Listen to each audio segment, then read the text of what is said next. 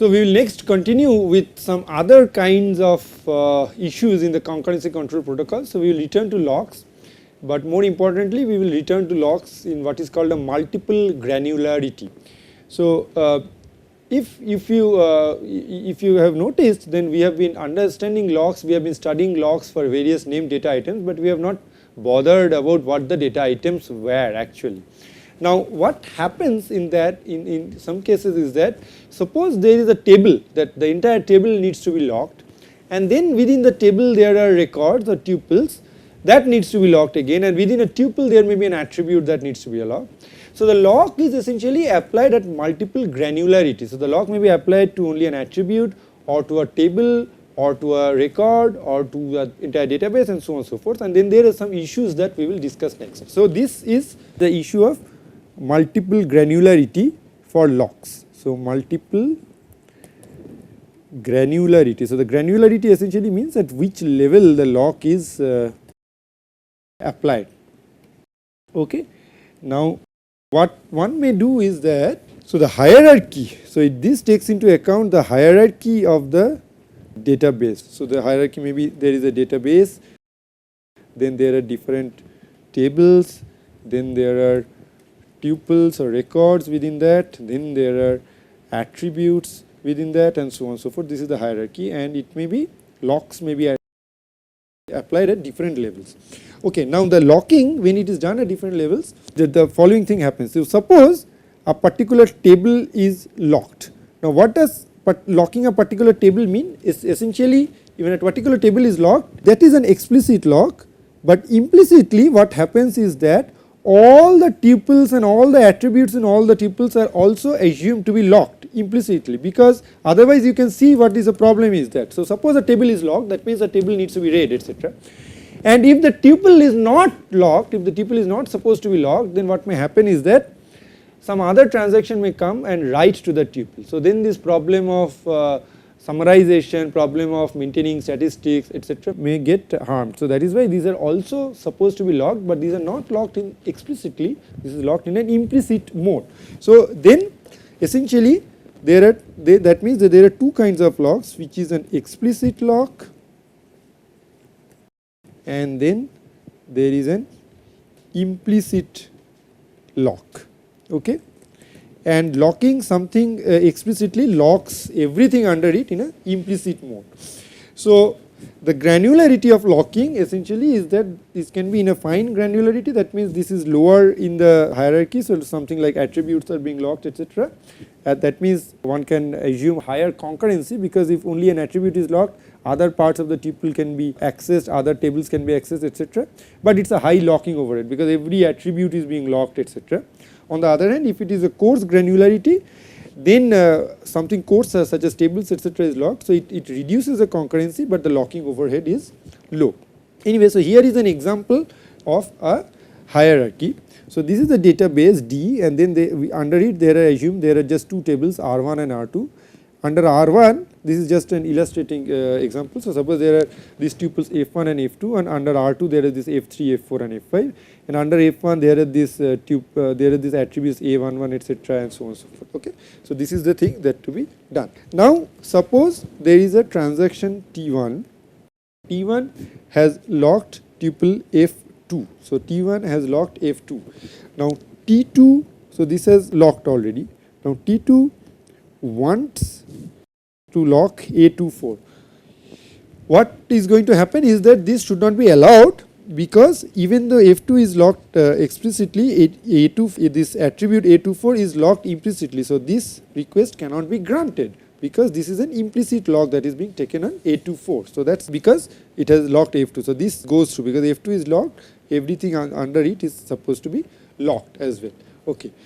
But suppose T3 wants to lock R1, should it be allowed? T3 wants to lock R1, that is also not allowed, because if T3 locks R1, then it means that T3 will be locking this entire thing. So, suppose T3 wants to lock R1, it is not going to be allowed, because if T3 locks R1, then it means that T3 is going to lock this entire thing, which means that the lock at F2 again clashes with that at T1.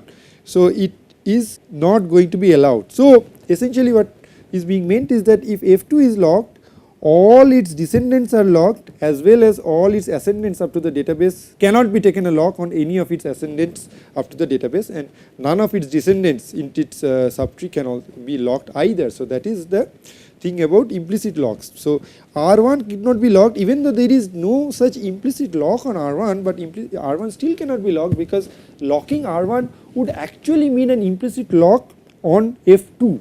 So that would clash with the explicit lock of T1. So that is why it is not going to be allowed. So that is the thing. So this you can see that this is clearly going to be a little inefficient, etc. So what is being done is that there is something called an intention lock mode that is being used. So intention locking mode, intention lock mode, that is used. So that is essentially what we have been discussing. So if F2 is locked, then all its ascendants are in the intention lock mode. So all its ascendants are in the intention mode. So it is not an implicit lock, but it's an intention mode lock. So that's the intention mode. Okay. So we had already studied this shared lock S and the exclusive lock X that we had studied for the read write. If you remember, there was the lock matrix as well, SX, etc. The intention lock mode introduces 3 additional locks. So this is 1 and 2, but it introduces 3 more locks. The first one is called a intention shared lock. Intention shared lock. So this is the IS lock.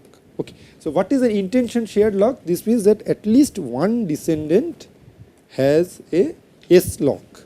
So at least one descendant has a S lock. So then it is called an intention shared lock. So what does this mean? Is that suppose this is locked in S mode, then R2 is supposed to be in an IS mode, okay, because at least one of its descendant is in an S lock. So this is why the intention lock mode is being used. Okay. Then similar to IS, there is something called an IX, which is intention exclusive lock mode, IX. Okay. So this is the definition is similar. So at least one descendant has an X lock. So that is why. So this is called an intention exclusive, because this is really not an exclusive mode, but it is an intent of an exclusive mode because some descendant has a X lock. So again, it's easy to see what can be the example. So suppose this is X mode, then this is in IX mode. Okay. Very, very importantly, there is a 5th kind of lock which is called the shared and intention exclusive lock. This is both shared and intention exclusive lock. This is called the 6 lock. This is a famous, rather an unfamous lock. This is a 6 lock. So shared and intention exclusive lock. This thing is that the node itself is locked in S mode, and at least one descendant has X node. So this is what shared this lock is in X lock, X mode. Okay, fine. So this is a shared intensive lock. So the shared intensive lock is a little bit complicated. We'll come to that, but before that, let us go through the rules of locking. Using this now, we have 5 locks in our hand, and so we must have the rules of locking. We must know the rules of locking. Okay. So the first rule, there are some simple rules, is that a transaction may obtain only one lock at a time on an entity at a time. So that means that if a transaction wants a lock on one data item, it can only get one lock. It cannot get 2 locks. So it cannot, for example, get an S lock and an X lock. It should get only one lock. Now the question is, which lock will it get? It will get the most restrictive lock. Okay. So it should get only one lock, and that is the most restrictive lock that it should get. So if it wants both S and X, it should get the most restrictive, which means it should get X. Okay.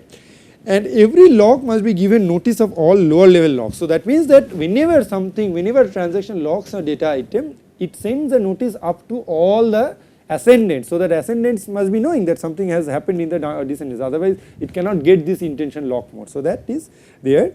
So the locks are acquired in a root to leaf order,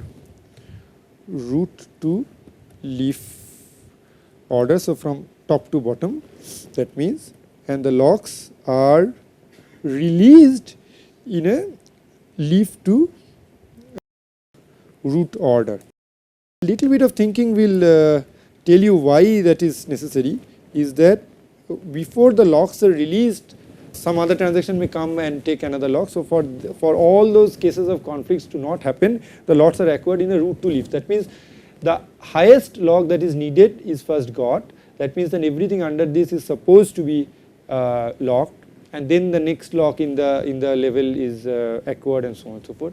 On the other hand, when it is released in the opposite order, because otherwise what may happen is that suppose a higher leaf is released, then anybody checking the higher leaf would think higher node will think that everything else below is not locked. That is wrong. So it is released in the leaf to root order. Okay, so these are the rules of locking, but very importantly, the one thing that is left is that the actual locking matrix. Now we have 5 kinds of locks, and the lock compatibility matrix must be noted for all of them. So this is the lock compatibility matrix between all these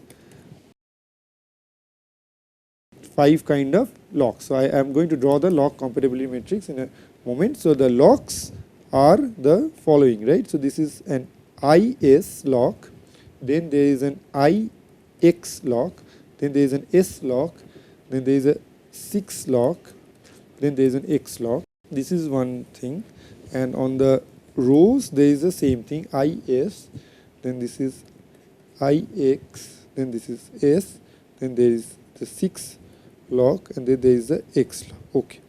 The reason I am writing this is the least restrictive to most restrictive. Okay. And okay, let us complete the lock compatibility matrix, and then we will understand what this is, why I am saying this. So this is yes. That means if one transaction gets an IS lock on one data item, another transaction can get an IS lock on that same data item. Okay. This is also why, that means IS and IX also do not conflict, IS and S do not conflict, IS and 6 do not conflict. However, IS and X do conflict. That means that if a transaction is holding an intention shared lock on one data item, another transaction cannot get an X lock on it. So that's very important. So to note that this is no. Okay. Next we continue with the IX. So IX to IS is yes. This we have already seen. And IX to IX is also yes. So both transactions can hold an IX lock. That means one of the descendants is in X for both the things, and we will worry about it later which descendant, etc. But otherwise this is no problem. IX to S is however no.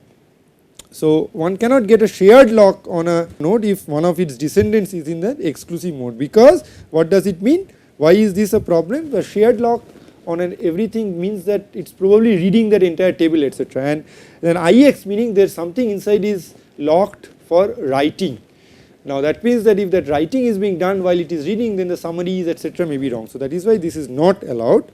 Now IX to 6 is also not allowed, and IX to X is of course not allowed. Okay.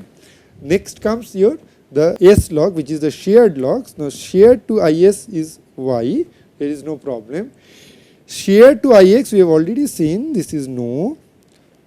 Then shared to shared will be yes, both of them can get a shared lock, no problem. But this 6 lock cannot be shared with an S lock, and X is no, of course. Then comes the 6 lock. The 6 lock is, this is yes. Then with IX 6 lock cannot be shared. So then 6 lock cannot be shared with S as well. 6 lock cannot be shared with 6 lock itself, and nothing can be shared with X.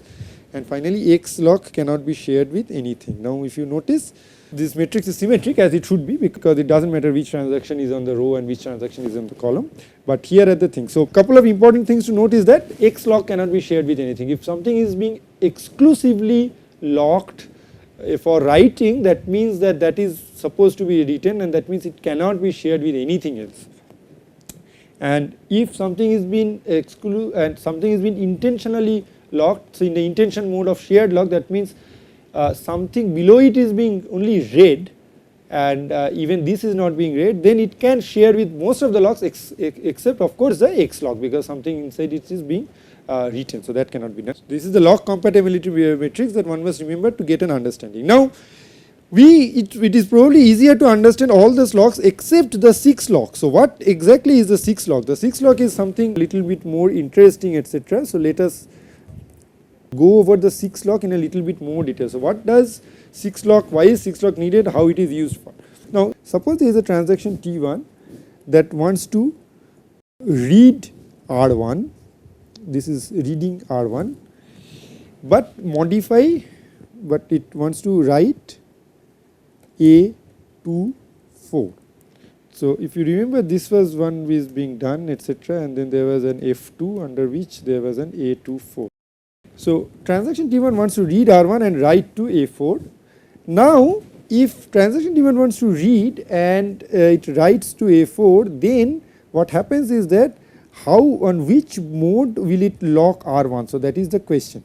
Okay. So the thing is that if R1 is locked in the, let us say R1 is being locked in the IX mode. Okay. So that is the first thing. If R1 is locked in the IX mode, which means that because there is something X going on here, it can be locked in the IX mode. Now which means that any other transaction that wants to lock R into get this IX mode, now let us check up these things. IX to IX is Y, so that means any other transaction which wants to lock R1 in an IX mode may also be granted. So that means some other transaction may also lock this R1 into IX mode. So this is unsafe. This is unsafe. Why? Because if some other transaction is locking this, then what may happen is that some other transaction may be actually modifying A to 1, which is unsafe because T1 is supposed to be reading the entire R1. That is why, that is T1 is reading R1. So that is, this is thing. So that means this is unsafe. This is where the problem will happen. So it should not allow it into IX mode. So that is the first part of it. And what about if it only locks it in an S mode? So suppose on the other hand, the same example. So let me redraw the example here once more. So this is R1, then this is F2, and this is A24. Now what if this is locked only in the S mode because it is only reading? Then some other transaction may also come and lock it in a S mode. Okay. So which means that what happens if this is locked in the S mode, then some other transaction may come and also lock it in the S mode because S to S is allowed. S to S is allowed. So then that means that although there is an X here, this transaction, the other transaction, when it is reading this entire thing, will have a problem because this is being modified. So S lock cannot be allowed as well. So the upshot is that neither IX mode should be allowed nor S mode should be allowed. Now as a compromise, what is being done is that a new mode is being invented, new mode is being designed, which is called the 6 mode. That is, it wants to say that this is both IX and S. So 6 mode, as you can see the name, this is S and IX both. That means that I want that this transaction is saying that okay, this is being read completely, so that is why it is S, but something inside it is also being written, so that is why it's IX. So that is why this is a 6 mode. So the 6 mode, the 6 lock is essentially a compromise from IX and S, and this is safer. 6 mode is much safer than either as S mode or an IX mode. So this is the thing. Okay, let us now do some examples. So suppose T1 wants to read A12. Okay, so it simply wants to read A12. So then what is the thing it applies? It applies this in S mode, then this is IS mode, this is IS mode, and this is IS mode. Simply, that is fine, done. That is the first example. Okay, the second example, suppose T2 wants to write A14. So what it should be doing is that it is going to lock this in X mode, then this is IX mode, this is IX mode, and this is IX mode. Then suppose the third example is that there is a transaction T3 which wants to read F1. So this is what it is doing, it wants to read F1. Okay. So what it does is that it locks F1 in S mode and then R1 in IS mode and D in IS mode. So that is again very simple. And the fourth example is that T4 wants to read the entire database, so read D. So the only thing that it does is that it just locks D in the S mode, and that's it.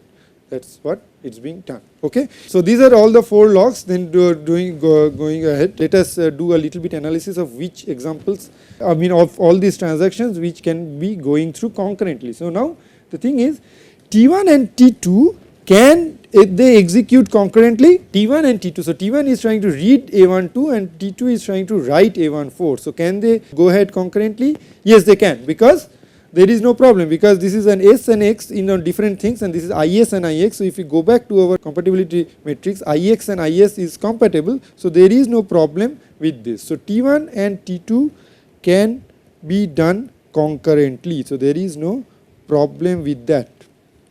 Okay. Then let us think of some other kind of operations. So let us now argue about T1, maybe T3 and T4. What can be done about them? So T1 is, this is all in S, IS and mode.